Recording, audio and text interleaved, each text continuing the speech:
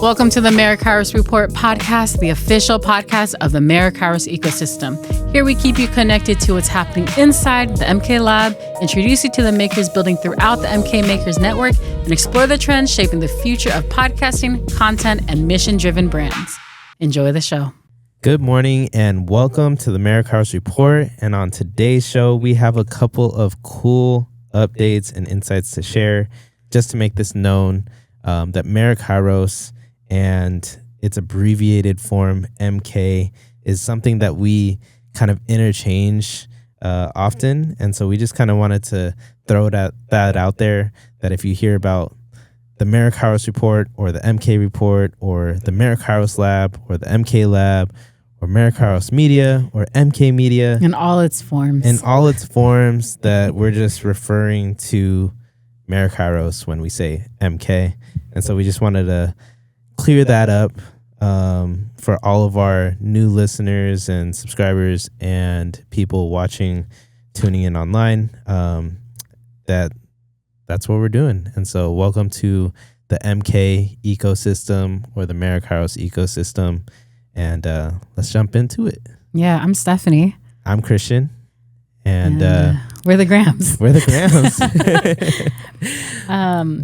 So this past weekend on Saturday, June 27th, we hosted our first collaborative open play mahjong event with No Ambition Tile Club. So a little backstory, if you didn't listen to our last episode, in support of helping the rebuild and recoup the losses incurred from the break-in at the end of May, Sabrina and James of No Ambition Tile Club, Boodlefly SD, and Golden Guide reached out to us and offered to host a No Ambition Mahjong event at the lab with both a food and a drink vendor to help fundraise towards our equipment. So that was pretty fun. Yeah, it was super fun. There was about 25 people, I think, in total that came out. And shout out to the food and drink vendors, Boo Boys, SD and Este, which is a traditional Japanese tea company. They source all of their teas overseas. And so what were some of your favorites from? I only got to have two at that time because I was running around, but we had the matcha. I don't know how to say it. But it had Kanoko. I think it's matcha. Kanoko matcha. Yeah, and it's a new item that they were testing out. It was with oat milk cold foam. Mm-hmm. Yeah, that was interesting. It tasted like It tasted like cereal because they had it was like brown sugar and some other stuff, and yeah, they turned it into a cold foam, laid that over the matcha, and so that was their Kanoko matcha. It was the newest item that they were testing out directly on us. And then we also had the Tito Arnold Palmer. And so the wife of Drink Este is Filipino heritage. And then the husband is, I believe, Guatemalan. I believe he's Guatemalan. Okay. From New York and Miami. And they've been in San Diego for the past couple years.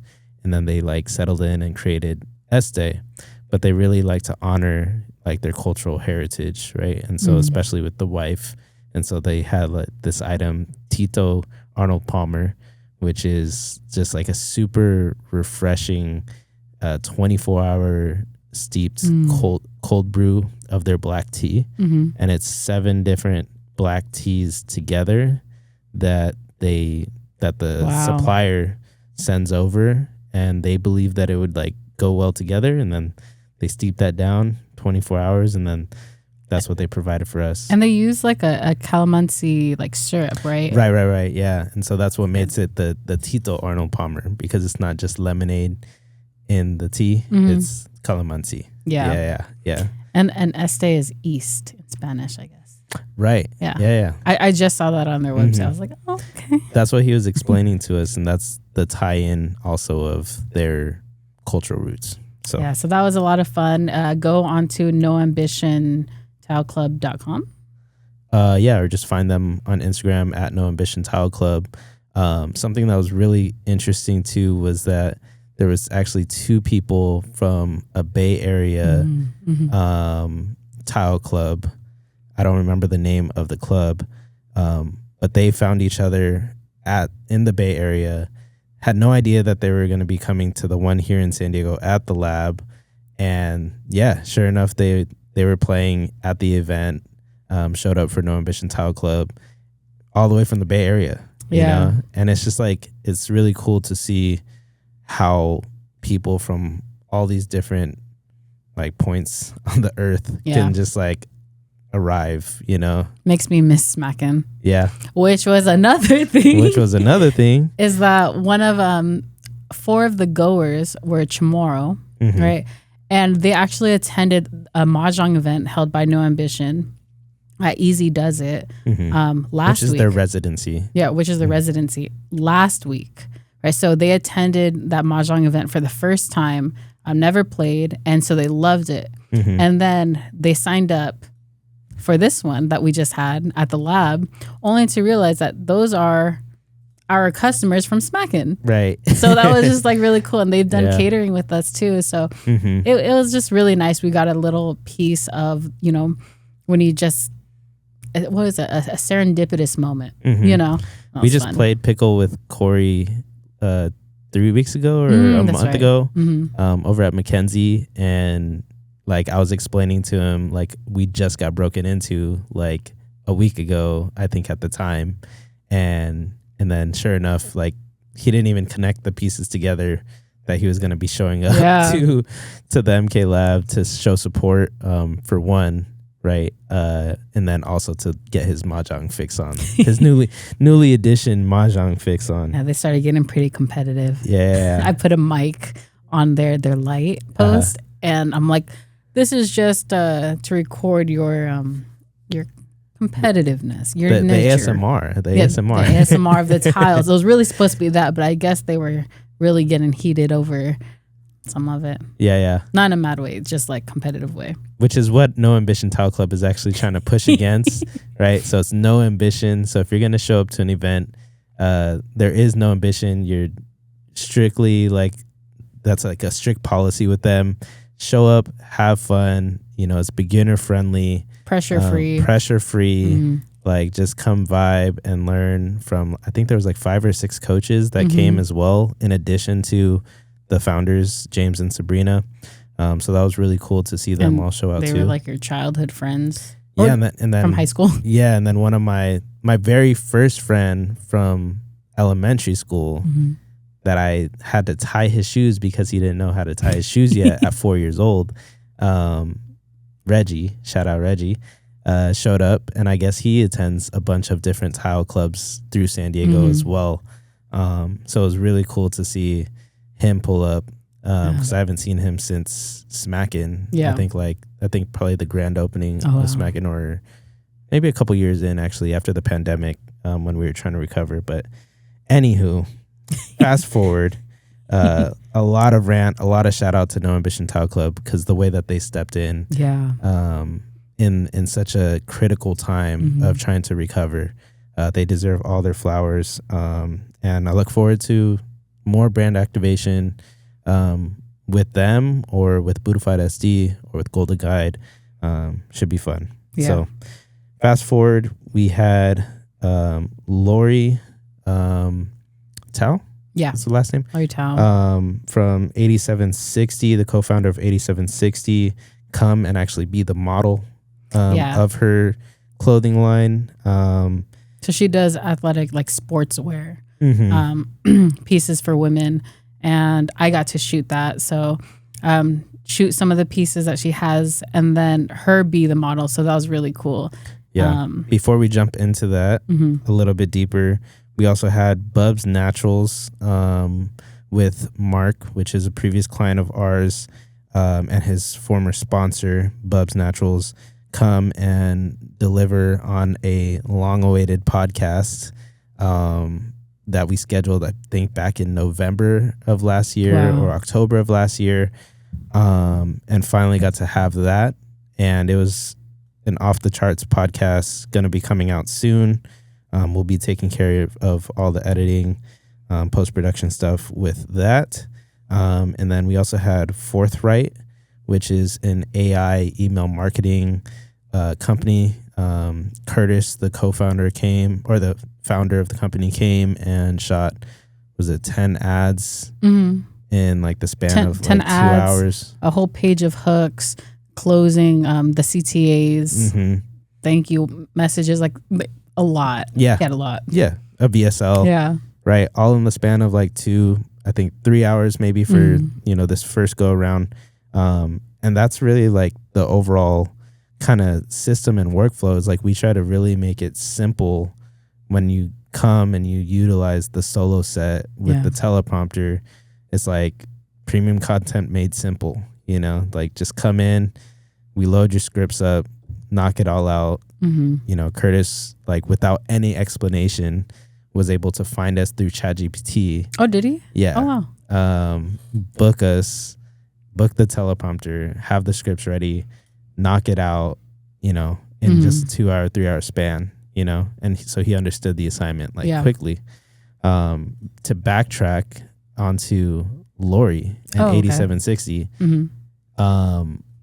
walk me through your process as a creative director, as a brand photographer, as a lifestyle and fitness photographer. Like, what's kind of your protocol when it comes to getting brands prepared for their shoot and or yourself for the shoot? Well, when brands approach me, businesses, companies, founders, when they approach me for brand shoots, they say, oh, I just need pictures for my brand. Well, the thing is like, I, as a photographer, I have a goal for you. It's like, I want to actually meet your goals and actually convert on them. I want a result. I don't want just to take some pretty photos of your office or of your clothing. Like that's cool, but does it actually move somebody to do anything?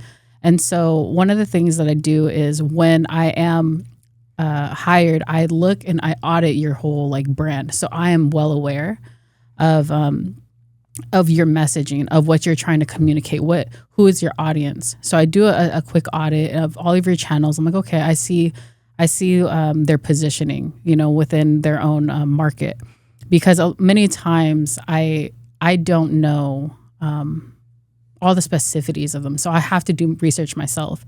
And then I look at Is this all before a discovery call, or is this after you already like got booked? This is a discovery call. So a discovery call, and then after I'm booked. Okay. So I hear from a discovery call, I hear what their needs are. And I look at pretty much like their whole catalog. I'm like, okay, you know what? This is what they're lacking. This is what they need. And then I can propose that and present that. I won't give them a full creative brief. I won't have those things until after they've hired me, because that's a lot of time. And then I go through their client journey of their ideal customer, and because I'm talking to them, I'm not trying to appease really my client in terms. I'm not trying to sell to my client. I'm trying to sell to their customer. So their customer becomes my customer.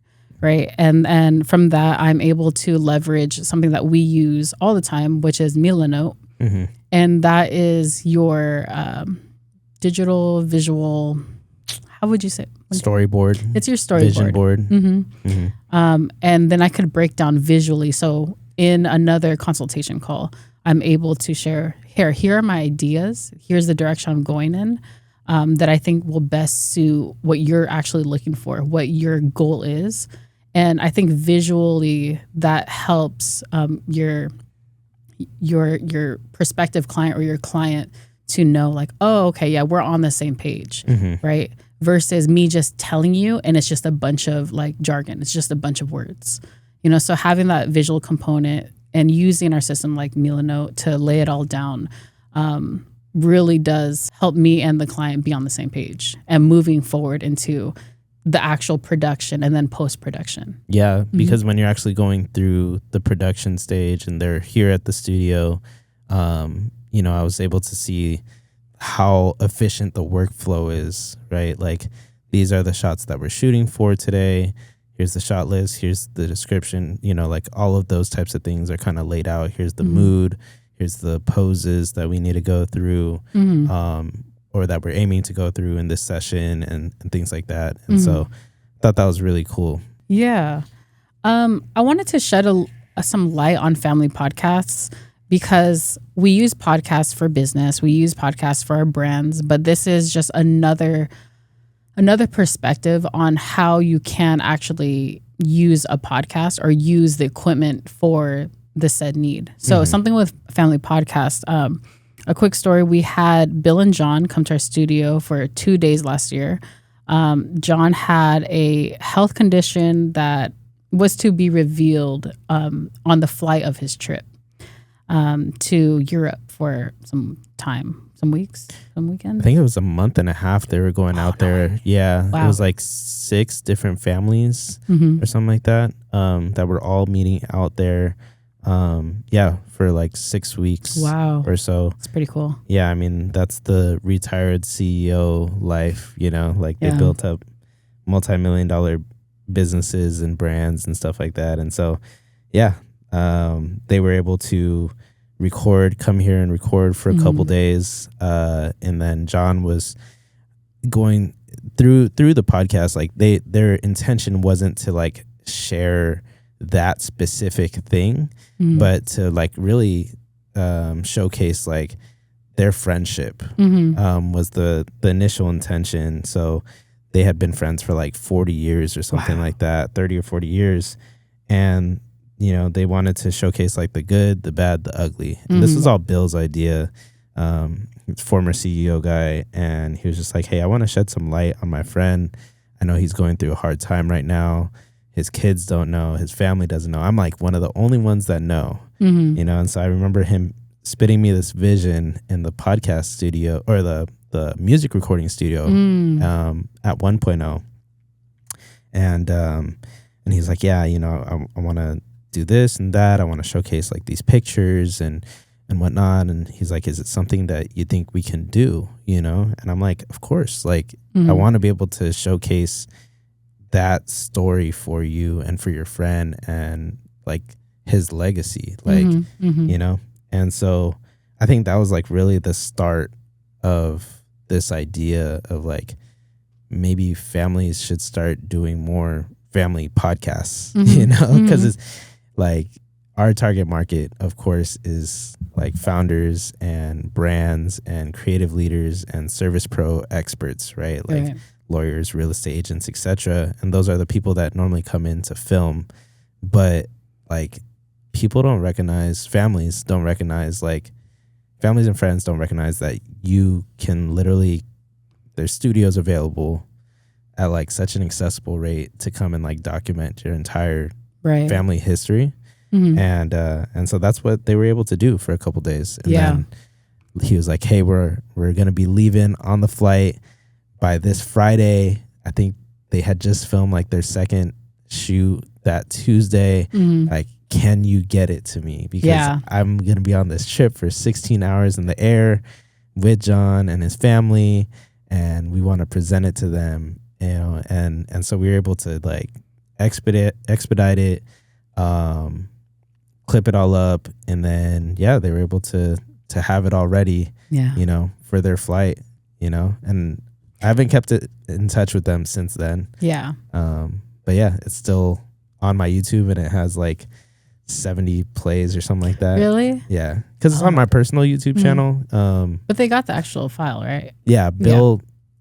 I sent it, Google Cloud or Google Drive and Dropbox, and then Bill, I don't know if he's just like not with the tech stuff or whatever, or like the file was too big or whatever, but it was like 13 gigs. Oh, wow. Because it's like all these pictures, all these videos, the 4K, cameras already.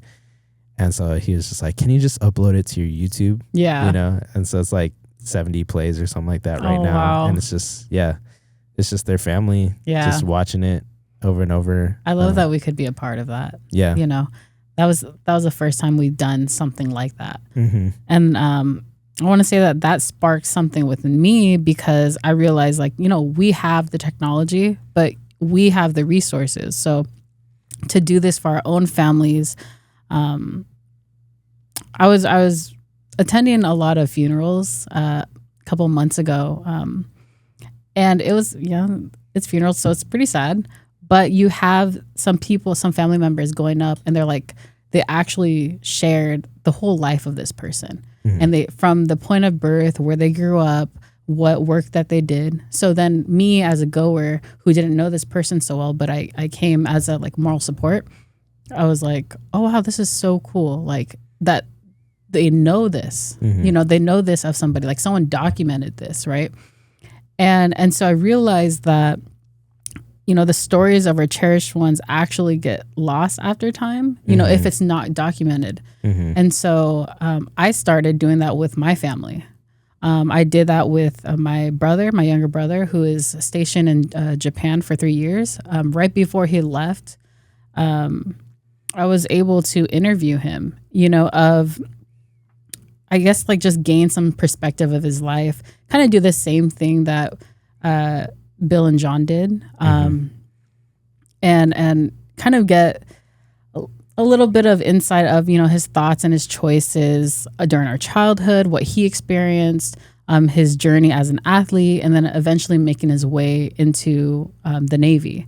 And then I also did that with my stepdad, and kind of just realizing like what his trenches look like, you know. So when you say, oh, he came from the trenches and he worked his way up, like when you sometimes hear that, well, that's what happened with my stepdad. And I never knew, you know, as a child, I didn't know these stories, you know, but my stepdad, Sean, he's like, man, I had it hard. I'm like, well, now that I'm an adult, what did hard look like for you? And that was something that I wanted to know now as an adult before it was too late.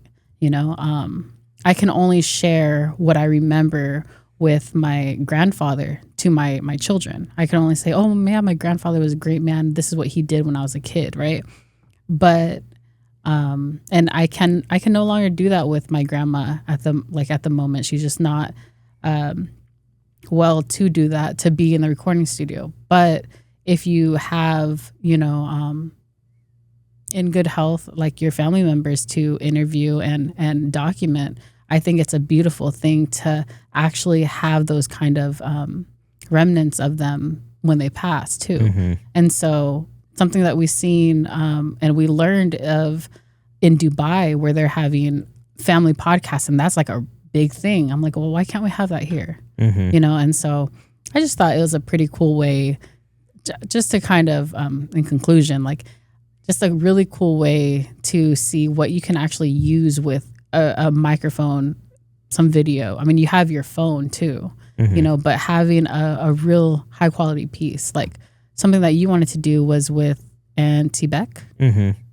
Yeah. Not a lot of people know the story of like my family history. And like one of the reasons why I wanted to start the restaurant Smackin' first was because I wanted to honor like my grandma. She was the matriarch of our family, and like the Pseudo Mesa family, right? Like all that it incorporated, from my grandma having to hide out in the caves during the war and her grandfather being killed in the war. You know, my grandfather being, you know, a prisoner of war. It's crazy stories. You know, and then like my mom and her siblings having to come out to San Diego Space A, which is space available through the military cargo planes. So they're literally like strapped up like those movies, you know, you know, in the back of cargo planes. You know, my mom doing that at 10 years old. Auntie Beck had to do that, you know, as well. And so it's just like being able to get those stories together, you know, especially from like my Auntie Beck is like the last sister remaining of the siblings of my grandmother's siblings. She's the youngest too. And she's the youngest. So she was young, but she still remembers her side of the story, as well as, you know, some of the stuff that her older brothers and sisters and stuff like that have shared about those experiences. And then even some cousins are still alive, because when they were hiding in the cave, they hid as multiple families in the caves. Wow.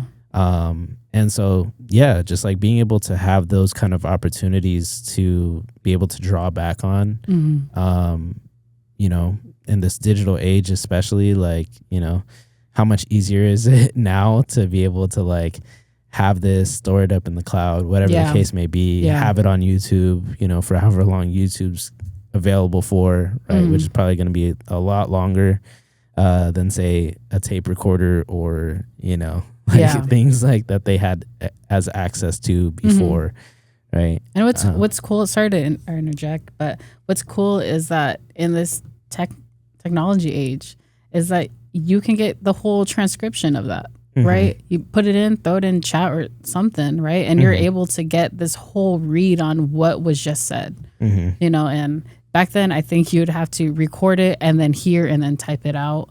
But it's like, now you have different forms of it. And I just think that's just so cool. Yeah. So we need to get NT back in here. Snap. Yeah. Or just go to her house. Like we can do on-site stuff too. Yeah, we're mobile. We're mobile. But we did build out the family style set with the prolific set with the intention of it being more family use. Yeah. And casual. And that's where this ties into the bigger podcast and creator conversation. Podcasts are becoming more than content. They're becoming a way to document stories, preserve connection, give people a platform to share what matters, and create something that can live beyond one moment or format. So earlier this morning in Boston, Massachusetts, Pod News published an article this morning of a study found that 73% of podcast listeners would follow creators across formats. And this is according to a study that Sounds Profitable shared. And this was revealed at VidCon by Sound Profitable partner Tom Webster. So 73% would follow a creator from audio to video, and then 71% of people would follow a creator from long form to short form content. So they did a study of 5,000 people, 5,000 creators. And I thought that was really interesting. The study identified 5 parts of the modern creator ecosystem. So instead of looking at just like a video podcast, it's like, no, there's a component of your podcast episode that plays major roles for your customer journey. And just think of them as like touch points of their journey. So there's audio podcasts, and that is your trust engine. So listeners will actually see audio as more credible and trustworthy. And it still has strong completion rates. And then there's video podcasts, right? So that's where your audience will actually engage. So this is how you deepen connection through your visual presence. And you're more likely to drive action through your visual content. So that means while you're talking, while you have your video up, people are going to actually search more on something. They're going to take screenshots on something. You can push your promo codes, and they're going to actually record that, scan this QR code right here. Yeah, or they're going to make purchases because like the visual aspect, the visual component does something. It triggers something where we're more likely to do something as opposed to listening. So there's another role that video aspect does. I would also add to that when people are primarily listening to audio podcasts in the car, right? So they're in transit typically, from my feedback of what I've heard from different people, different podcast listeners, is they leverage audio as a listening tool or ebooks when they're in transit. You know, there's a lot of people trying to do like self-help things or whatever kind of podcast that people are into. They're doing it on their commutes. You know, they're doing it to the train station or in the train or on the plane or running or in the car or running, right? Working out. Yep. Whereas with video podcasts, they're primarily stationary so that they can see their favorite creator or creators talking amongst each other, or, you know, if they're watching a independent news podcast, I'll just give a quick plug to Todayish, right? You have like 18 different segments popping up on the screen of like different reels or different articles, and so to stay connected to what they're actually talking about, right? Like you would need to be watching it versus just listening to it. Right. But both do play their own component. Right. You know? Yeah. Yeah. There's also your short form clips of your podcast, and that serves as a discovery engine, right? So we know that through Instagram, their algorithm just casts a wide net, right? So 84% of consumers said podcast clips have led them to become regular listeners because, those your 30 seconds, your 45 seconds, your minute clip has so much insight or, that hook that got them and stuff like that's actually driven them to check out more about this said creator, this brand. And then, this is an actual podcast, not just a faux pod. Oh, I would love to hear more because this is something that I can relate to, right? Then you have your social platforms. So that's just your daily engagement. It helps you stay visible, discoverable. And then you bring them to your newsletter. So we talked about owned audience last week. 87% of podcast newsletter subscribers said newsletters lead them to listen to episodes. So those newsletters that you push out will always have, set your link, right? We know that with Mark and running his newsletter for some time, right? That you shared what happened in this episode and where to find the episode, right? As well as promos and promotion, all the promotions that you can push or sponsorships, right. Can all be included in the newsletter as well. Mm-hmm. So I would then ask, what does this all mean?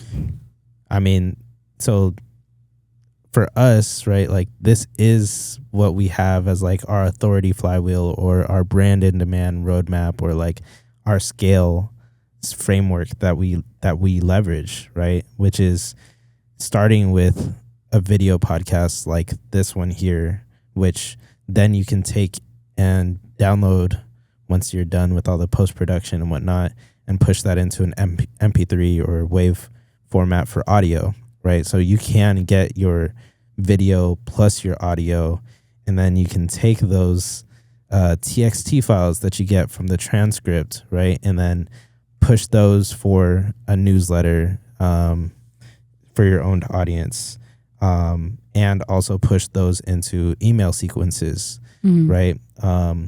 So like people don't recognize that this can literally just one episode, 30 minutes, 45 minutes, an hour with two people, or say a 15 or 20 minute long form YouTube video as a solo creator can be re-leveraged, right?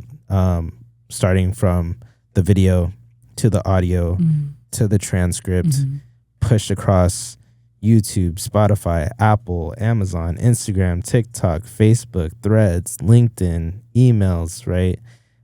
You should be able to get like from one long form video, you can re-leverage that across all of those platforms for one, all of those different mediums, but also the amount, like the quality of the quantity that you're able to get as well. You can get, say, 1 to 3 carousel posts, right? You can get a long form newsletter for LinkedIn and for your email listing. You could get 3 to 5 thread posts or more, right? You could get 3 to 5 short form clips. And this is just talking about organic, right? Because then you can move all of that stuff to paid, right? And then that's just a whole nother layer, right? So it's which is exciting. That next step of like after you activate it, right? You're able to then leverage the things that you learn based off of your KPIs. If you're a real business or brand, these are the things that you're tracking for, right? I know that we just talked about like the family podcast and things like that. So you may not necessarily care about all of those components when it comes to your family podcast. But if you are a business or brand, corporation hopping into the podcast world, this is what you can leverage just 30 minutes of your time, an hour of your time, you know, given that you have the team and the systems behind you, right, to then be re-leveraged across all of these. Then you take those organics that perform well, and then you run those, to Steph's point, against paid. So if you're listening and you're wondering how to start, this is the next step. Would you care to share? Yeah, get into our brand in demand roadmap, which is going to be here on the screen and then also in our show notes for those of you that are listening.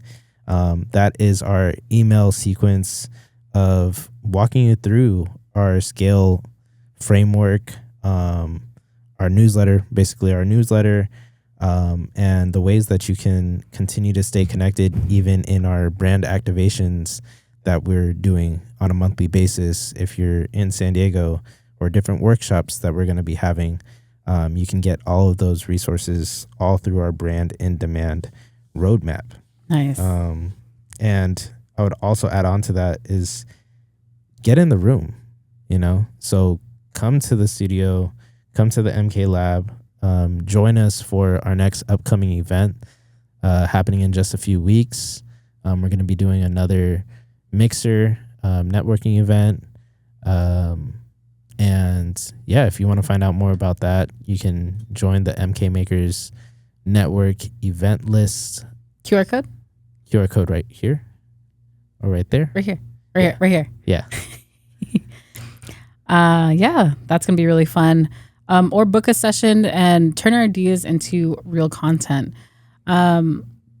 Here's an opportunity for you to be a part of the movement. Like and subscribe to this podcast on whatever platform you're watching or listening to us on. Follow us on socials at the MK Lab and at MK Makers Network. You can join the Merakairos Brand and Demand Roadmap at merakairos.com/roadmap. Join the MK Makers Network event list for updates on future events. And all of this information will be listed in the show notes as well. So if you can't get to it now, you can get to it later, and we'll have everything there for you. Anything else, Christian? No, I think that's all for this episode. Thanks for being a part of the MK ecosystem and for staying connected to what's happening inside the MK Lab and MK Makers Network. I'm Christian. I'm Steffany. And this is the Merakairos Report. Keep creating, keep building, and keep showing up with purpose. We'll see you in the next episode. Peace. Bye.